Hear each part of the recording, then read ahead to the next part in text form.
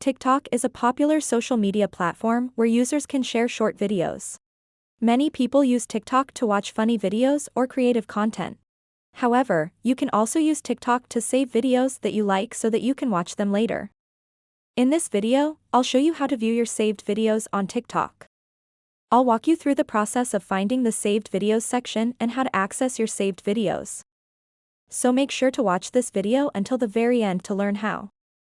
First of all, open up the TikTok application and then tap on the profile icon at the bottom right corner of the screen.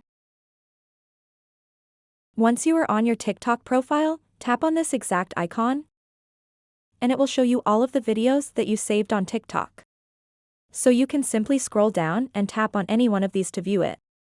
You can also view sounds, effects, comments, and other saved stuff that you saved as well. Everything that you saved on TikTok will be here. So that wraps up this tutorial. If you have any questions about this whole process, please let me know in the comments section below. And if this video helped you out, please give it a big thumbs up and subscribe to this channel for more tutorial videos like this one. Thank you so much for watching and have a good day.